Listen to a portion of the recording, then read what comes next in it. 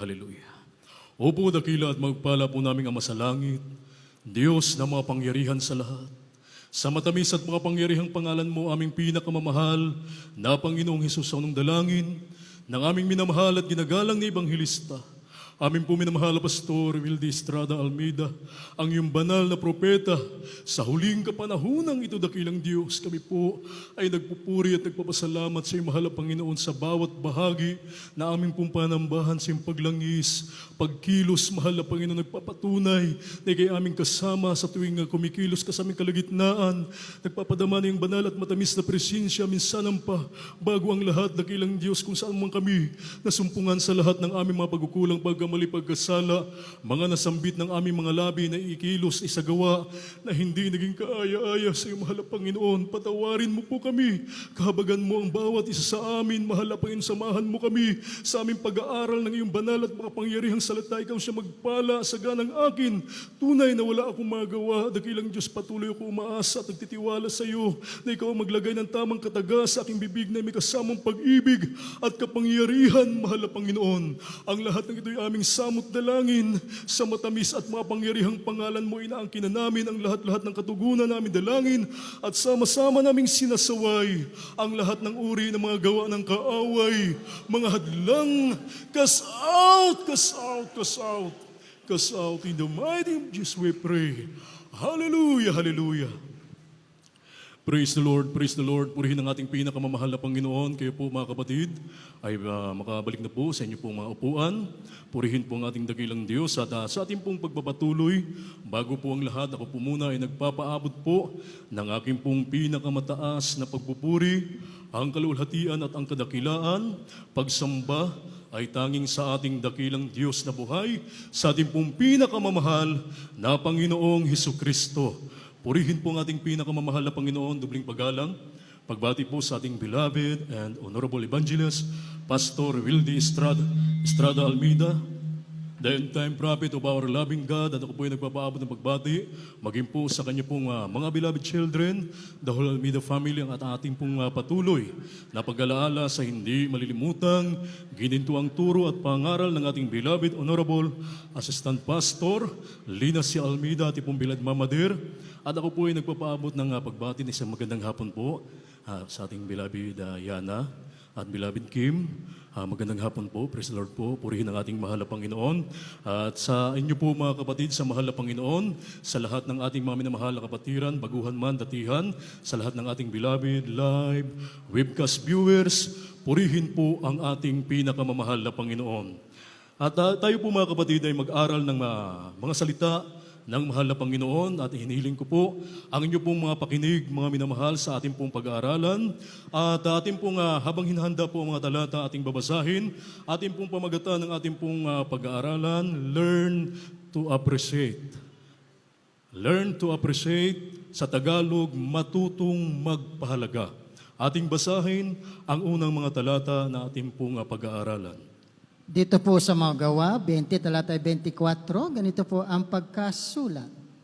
Datapwat hindi ko minamahal ang aking buhay na waris sa aking mahalaga. Maganap ko lamang ang aking katungkulan at ang ministeryong tinanggap ko sa Panginoon Hesus, na nagpapatotoo ng ebanghelyo ng biyaya ng Diyos. Dito po sa Apokalipsis 3, talata 11, ganito rin po ang pagkasulat. Ako'y dumarating na madali, panghawakan mong matibay ang nasa iyo, upang huwag kunin ng sinuman ang iyong putong. Amen. Amen. Purihin ang ating dakilang Diyos. God bless you po, mahal na kapatid, sa pagbabasa ng mga banal na salita ng ating mahal na Panginoon. Ang ating dakilang Diyos po ang magpala ng kanyang mga salita. Purihin ang ating dakilang Diyos, mga kapatid. Learn to appreciate, matutong magpahalaga. Bilang mga mananampalataya, mga minamahal, naglilingkod sa tunay na Diyos, tayo ay totoong mapapalad, mga minamahal. Amen? Amen. Sapagkat tayo po ay isa sa mga pinili ng ating dakilang Diyos na maglingkod sa tunay na Diyos. Dinala tayo ng ating mahal na Panginoon sa tunay na paglilingkod. Amen? Sa dinami-raming tao sa sanlibutan, mga minamahal, maraming tao ang kilala, mga mayayaman, mga maimpluwensyang tao, Sila ay makapangyarihan, mga minamahal, naroon sa mga katungkulan. Amen? Amen. Subalit tayo mga kapatid na isang aba sa sanglibutang ito, tayong mga aba sa sanglibutan na kung saan hindi tiningnan ng mahal na Panginoon kung ano po ang ating kalagayan. Bagkus tayo ay hinango ng Diyos. Amen? Tayo ay pinili ng mahal na Panginoon upang tayo ay maglingkod sa Kaniya sa totoong gawain ng ating dakilang Diyos. Makilala natin Siya ng totoo at mapaglingkuran natin Siya ng totoo. Amen? Amen. Mapalad tayo sa lahat ng mapalad. Kung mayroong mang taong sinasabing sila ay mapalad, lalong higit tayo, mga minamahal, na nakakilala sa mahal na Panginoon. Amen? Amen. Sapagkat, mga minamahal, tayo ay pinagpalang lubos ng Diyos, tayo ay iniligtas ng mahal na Panginoon. At tayo po ay ginamit ng mahal na Panginoon sa iba't ibang gampanin sa banal na gawain ng ating dakilang Diyos. Yan ang kaloob ng ating mahal na Panginoon. Amen? Amen. Tayo ay lubusang pinagpala ng ating dakilang Diyos. Ginamit tayo ng mahal na Panginoon sa iba't ibang gampanin, minyal man ito o espiritual. Amen? At kaya mga kapatid, dapat natin itong pahalagahan sapagkat gaya ni Apostol Pablo, ang sabi niya, dadapwat hindi ko minamahal ang aking buhay na waring sa akin ay mahalaga. Maganap ko lamang ang aking katungkulan at ang ministeryong tinanggap ko sa Panginoong Hesus na magpatutuo ng Ibanghilyo ng biyaya ng Diyos. Amen? Likas sa tao, mga minamahal, ang pinapahalagahan niya ang kanyang buhay. Walang tao, mga minamahal, na nais niyang ipahamak ang kanyang sariling buhay. Amen? Amen. Ito ay binibigyan niya ng halaga. Kaya ito ay kanyang sarili, mga minamahal, pinapaliguan niya, pinapakain niya. Amen? Amen. Ginagawa niya ang lahat ng paraan upang siya ay makaiwas sa kapahamakan. Subalit, iba ang layunin ni Apostol Pablo, mga kapatid. Iba ang nais ni Apostol Pablo. Ang sabi niya, bagamat hindi niya, sabi rito, hindi niya minamahal ang kanyang buhay na waring sa kaniya ay mahalaga. Amen? Hindi niya ito binigyang halaga.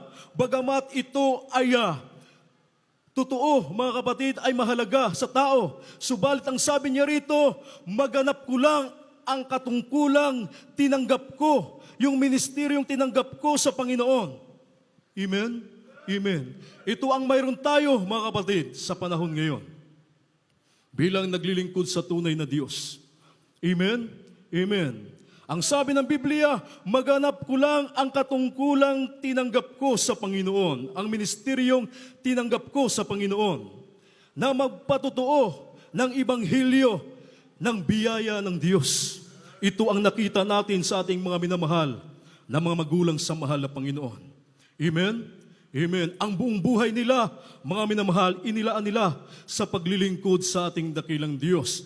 Ang katungkulan, ang ministeryong tinanggap nila sa mahal na Panginoon, kanila itong ginampanan sa abot ng kanilang makakaya. Mga minamahal, sila ay nag-ayuno, nanalangin araw at gabi, nagpagal, nagtiis ng kahirapan, mga minamahal, at nagbata, mga kapatid, at nagpatuloy sa gampaning inilagay sa kanila, inatang sa kanila ng ating mahal na Panginoon. Amen? Ito po ang nakita natin sa ating mga minamahal na magulang sa mahal na Panginoon. Kaya kinakailangan ito ay dapat nating pamarisan habang tayo ay narito pa sa daigdig, mga minamahal, habang tayo ay may pagkakataon pa na mapaglingkuran ang mahal na Panginoon, habang tayo ay may pagkakataon pang gamitin ng ating dakilang Diyos sa iba't ibang gampanin, sa banal na gawain ng mahal na Panginoon, mula sa spiritual duties, mga minamahal, hanggang sa menial duties. Ito ay kinakailangan nating pahalagahan. Anumang katungkulang ibinigay sa atin ng mahal na Panginoon, gampanan natin ang buong puso sapagkat ito ang narapat sa harapan ng ating dakilang Diyos. Mapalakpakan ba natin ang mahal na Panginoon? Everybody say, praise the Lord. Ang sabi ng Apokalipsis, Kapitulo 3, ang bersikulo ay 11, ako'y dumarating na madali, panghawakan mong matibay ang nasa iyo upang huwag kunin ng sinuman ang iyong putong. Panghawakan daw nating matibay. Anong ibig sabihin, mga minamahal? Yung nasa atin ngayon, mga kapatid, ito yung kaligtasan. Ito ang ipinagkaloob sa atin ng ating dakilang Diyos mula ng ating makilala ang mahal na Panginoon. Ito daw po ay panghawakan nating matibay na huwag mawala sa atin sapagkat mayroong pagkakataon na pwede itong nakawin. Amen? Amen. Sino ang magnanakaw nito? Maaaring alam na po natin ito. Yung sinasabi ng Juan Kapitulo 10, ang bersikulo ay 10, hindi pumaparito ang magnanakaw kundi upang magnakaw, pumatay, pumuksa. Amen? Sinong magnanakaw? Yung kaaway. Amen? Maaring yung ating mga kaligtasan, pwedeng agawin ito sa atin, pwedeng itong nakawin sa atin yung putong ng buhay, mga minamahal. Amen? Kung tayo ay hindi magpapahalaga, maaring itong maagaw sa atin, manakaw sa atin ng kaaway, magkaroon tayo, lalagyan tayo ng karamdaman ng kaaway. Amen? Amen. Pupuksain niya ang ating pisikal. Aalisan niyo ningas ng espiritu. Yung ating mainit na paglilingkod sa mahal na Panginoon. Yun ang kayang gawin ng kaaway, mga minamahal. Kapag hindi tayo nag-ingat, kung tayo ay magpapabaya, mga kapatid, ito ay nanakawin sa atin ng kaaway. Amen? Amen. Kaya ang sabi ng banal na kasulatan, kinakailangan ito ingatan natin. Ingatan nating mainam ang mga bagay na mayroon tayo. Ating mong basahin.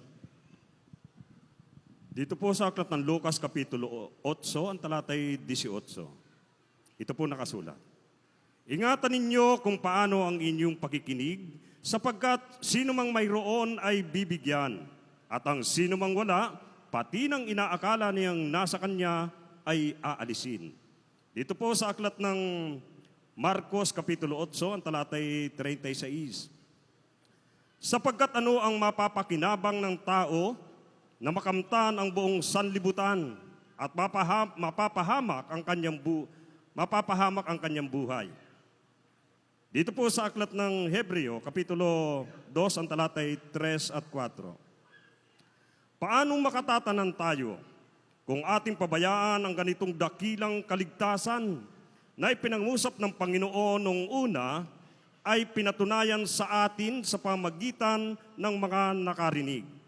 Napawang sinasaksihan naman ng Diyos na kasama nila sa pamagitan ng mga tanda at mga kababalaghan at sa kaloob ng Espiritu Santo ayon sa kanyang sariling kalooban.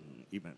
Amen. Palakpakan muna natin ang ating mahal na Panginoon. Yung malakas na palakpak para sa ating dakilang Diyos. Everybody say, praise the Lord. Purihin ang ating mahal na Panginoon. Ang sabi ng Biblia, ingatan ninyo kung paano ang inyong paikinig. Amen? Ingatan natin, mga minamahal, kung ano ang ating napapakinggan. Yung salita ng Diyos, mga kapatid, na lagi natin napapakinggan. Sapagkat maraming mga ngaral ngayon, ang kanilang pangaral ay yung tinatawag na enticing words in man's wisdom. Amen? Yung mga pangaral na panghikayat, mga tamis na pangaral, mga minamahal, mga salita pang-akit o panghikayat. Sinasabi nila na kapag nakilala mo ang Diyos, sumampalataya ka lang sa mahal na Panginoon, ligtas ka na. Hindi mo na kailangang maglingkod pa. Once na makilala mo ang mahal na Panginoon, ligtas ka na.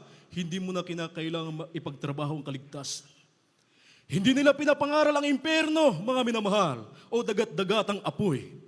Ang kapahamakan ay hindi nila pinapangaral. Ang pinapangaral nila, pawang kabutihan. Sa kanilang pangaral, panghikayat. Hindi nila binibigyang babala ang tao na pwede ang tao ay mapahamak, mga minamahal. Amen? Amen. Subalit salamat sa ating dakilang Diyos. Sa unang pangaral o dalangin ng mahal na pastor, sila ang nanalangin mga minamahal araw at gabi, ang ating mga minamahal na magulang sa mahal na Panginoon, na kung saan wala silang itinago, lahat ay pinangaral sa banal na kasulatan, at tayong mga nakinig, sumampalataya sa salita ng Diyos, ipinamuhay ang salita ng Diyos, ipinagtrabaho ang kaligtasan. Narito tayo ngayon, nagpapatuloy sa paglilingkod sa mahal na Panginoon. Amen. Sa lahat na nagpapatuloy sa paglilingkod sa mahal na Panginoon, nagbibigay ng kahalagahan, mga kapatid, natutong magpahalaga sa mga bagay na mayroon tayo sa banal na paglilingkod sa mahal na Panginoon. Amen? Amen. Ang sabi ng Biblia, ang mayroon pa. Ang sabi rito, sapagkat sino mga mayroon ay bibigyan. Amen? Yung mga pinagpala na nagpapatuloy sa paglilingkod, ginagampanan ng tapat ang kanilang paglilingkod sa mahal na Panginoon. Sino mang mayroon na, siya ay pagkakaluban pa ng ating dakilang Diyos. Amen? Subalit, ang sabi ng Biblia, ang sino mga nag-aakalang mayroon siya, baka yung pati ng mayroon siyang inaakala niya, ito ay aalisin sa kanya. Amen? Kaya nakakatakot mga kapatid kung ang Kristiyano ay nagpapabaya. Hindi binibigyang halaga ang paglilingkod sa mahal na Panginoon. Amen? Palakpakan natin ang ating dakilang Diyos. Ang sabi, pati ng inaakala niyang mayroon siya ay pwedeng mawala sa kaniya. Sabi rito sa Marcos Kapitulo 8, ang versikulo 36, sapagkat mapapakinabang ng tao na makamtan ang buong sanglibutan at mapahamak ang kanyang buhay. Kahit mayroon ka ng lahat ng bagay, nakatira ka sa magandang tahanan, magandang bahay, nakasakay ka sa magandang sasakyan, masagana ang buhay mo, marami kang tinatangkilik, subalit ang iyo namang buhay ay mapahamak, ito ay baliwala, mga minamahal. Amen. Yun ang sinasabi ng banal na kasulatan. Amen. Isa atin, ano ngayon? Kung tayo ay nakatira lang sa barong-barong, yung ating bubong ay tumutulo, binabaha pa yung ating pinagtitirikan na bahay. Amen. Ano ngayon, mga kapatid? Tayo ay nagtitiis. Ang mahalaga, tayo ay mayroong Diyos. Mayroong Diyos na pinaglilingkurang totoo. May Diyos, mga minamahal, na tumutugon sa atin. May Diyos, mga minamahal, na gumagabay sa atin, nag-iingat sa atin. Yun ang mayroon tayo. Kaya hindi mahalaga na kung saan, mga minamahal, anumang bagay ay mayroon tayo. Wala man tayo doon sa kasaganaan. Subalit tayo naman ay nagpapatuloy sa paglilingkod sa mahal na Panginoon. Patuloy tayong pinanghawakan ng ating dakilang Diyos. Nakita natin ang ating mga sarili na naglilingkod sa mahal na Panginoon. Tayo ang totoong pinagpala. Di natin mapalakpakan ng Diyos. Amen? Amen. Kaya wala tayong dapat reklamo sa mahal na Panginoon.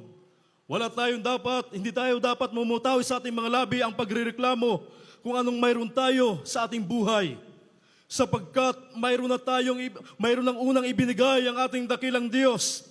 Nung makilala natin ang mahal na Panginoon, nagkaroon tayo ng dakilang kaligtasan na sinasabi ng banal na kasulatan, paano makatatahan tayo kung ating pabayaan ang ganitong dakilang kaligtasan na ipinangusap ng ating dakilang Diyos na pinatunayan niya sa pamagitan ng kanyang mga dakilang tanda, mga himala, mga kababalaghang gawa, makapangyarihang gawa ng Diyos na dito sa banal na gawain ng ating dakilang Diyos, sa Diyos na ating pinaglilingkuran, kumikilos ang mahal na Panginoon.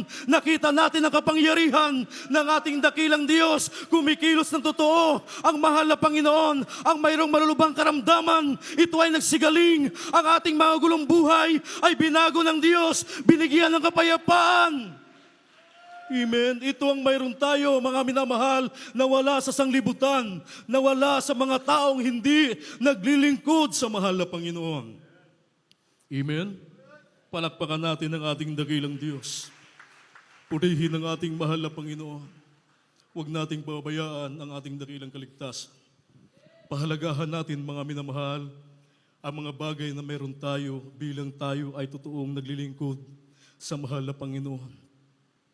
Hindi lahat binigyan ng pagkakataong makakilala sa mahal na Panginoon. Maglingkod sa Diyos. Amen. Hindi lahat mga minamahal ay binuksan ng Diyos ang pangunawa. Hindi lahat, mga minamahal, binuksan ng Diyos ang kailang pangunawa upang hanapin ang Diyos sa tunay na paglilingkod. Tayo, mga kapatid, na isa sa milyon-milyong pinagpala ng Diyos, mga minamahal, na pabilang sa tunay na iglesia ng ating dakilang Diyos, tayo ay lubusang pinagpala ng mahal na Panginoon. Binuksan ng Diyos ang ating puso't isipan na kung saan tayo po ngayon, mga minamahal, hinanap natin ang paglilingkod na totoo dito sa tunay na iglesia ng mahal na Panginoon. Amen. Yun ay ating dapat ipagpapasalamat sa ating dakilang Diyos, mga minamahal. Kaya ano pong ating gagawin? Patuloy tayong maglingkod sa mahal na Panginoon. Amen. Amen. Yung pag-iingat ng Diyos, mga minamahal, lagi nating itong ipagpapasalamat sa mahal na Panginoon. Napakaraming tao na makikita natin sa daan, dumating ang aksidente, disgrasya. Makikita natin sila, duguan, nasa mga kalsada. Gaya ng aming naranasan ng aking beloved wife, nung tapos ng overnight. Mga minamahal, pauwi na kami doon sa Sabarte. Paglabas namin dyan sa may service road, pagkaliwa namin, lumayo lang kami ng kunti, dumaan kami sa malubak na kalsada. Medyo matulin yung aking takbo. Sabi nila 50 ang aking takbo, matuloy na yun. Sapagkat yun ang aking takbo nung time na yun, Sabado. Dumaan kami sa lubak, dumulas yung unang gulong na ang aming motor ng aking minamaniho. Sakay ko ang aking beloved wife sa likuran, mga minamahal. Karakadaka, lumipad kami. Pakiramdam ko ako si Superman. Ngunit pagbagsak, si daganan man, nakadagan yung aking beloved wife. Bumagsak ng malakas. Pinakaramdaman ko yung aking sarili, mga minamahal. Ang aking dibdib, unang tumama. Subalit salamat sa Diyos, sapagkat ako'y pinag-ingatan kasama aking beloved wife. Pinag-ingatan kami ng mahal na Panginoon. Nandoon ang proteksyon ng ating dakilang Diyos, mga minamahal. Hindi niya hinayaan kami ay mapahamak. Bagkus kami ay nandoon, mga minamahal. Pinag-ingatan ng Diyos. Palakpakan natin ang mahal na Panginoon. Salamat sa ating dakilang Diyos. Hallelujah. Kaya ano po ang ating gagawin? Dito na tayo sa mga huling talata. Pagsabay-sabay na natin, Pilipos Kapitulo 2, ang versikulo ay 12. At talo na tayo sa Hebreo Kapitulo 10, versikulo 37 at 36. Dito po sa aklat ng Pilipos, Kapitulo 2, versikulo 12 hanggang 13. Kaya nga minamahal ko kung paano inyong laging pagsunod, na hindi lamang sa harapan ko, kundi bagkus pa ngayon ako'y wala. At lubusin ninyo ang gawin ang iyong sariling pagkaligtas na may takot at panginginig. Sapagkat ang Diyos ay gumawa sa inyo ng maging pagnanasa at paggawa ayon sa kanyang mabubuting kalooban. Dito po sa aklat ng Santiago, Kapitulo 1, versikulo 5. Ngunit kung nagkukulang ng karunungan ng sino man sa inyo at tumingi sa Diyos at nagbibigay ng sagana sa lahat at hindi manunumbat, ito ibibigay sa Kanya. Dito po sa Hebreo 10, talatay 37, balik sa 36, ganito po ang pagkasulat. Sapagkat sa madaling panahon, sa pumaparito ay darating at hindi magluluwag. 36, sapagkat kayo nangailangan ng pagtitiis, upang kung iyong magawa ang kalooban ng Diyos, ay magsitanggap kayo ng pangako. Amen. Palakpakan natin ang ating pinakamamahal na Panginoon. Everybody say, praise the Lord. Dapat tayo magpatuloy, mga minamahal. Ipagtrabaho ang ating kaligtasan sapagkat Diyos mismo ang magbibigay sa atin ng desire na tayo ay makapagpatuloy sa paglilingkod at may pangako ang ating mahal na Panginoon sa kanyang pagbabalik, yung langit at buhay na walang hanggan. Kaya sa mga sandaling ito tayo umawit sa mahal na Panginoon. Ating panghawakan ang salita ng ating dakilang Diyos na siya ay totoo sa banal na gawain ng mahal na Panginoon. Kung tayo ay nagkukulang ng kaalaman patungkol sa pag-unawa sa kalooban ng mahal na Panginoon, hilingin natin sa ating dakilang Diyos. Siya ang magkakaloob nito, mga minamahal. Siya ang magbibigay, hindi siya nanunumbat gaya ng tao. Pag ng Diyos ang nagkaloob, nagbigay, hindi niya ito isusumbat sa atin. Sapagkat dito pa man sa lupa, tayo ay pagpapalain ng Diyos. At higit sa lahat, ang pangako niya, ang langit at buhay na walang hanggan. Umawit tayo sa mahal na Panginoon.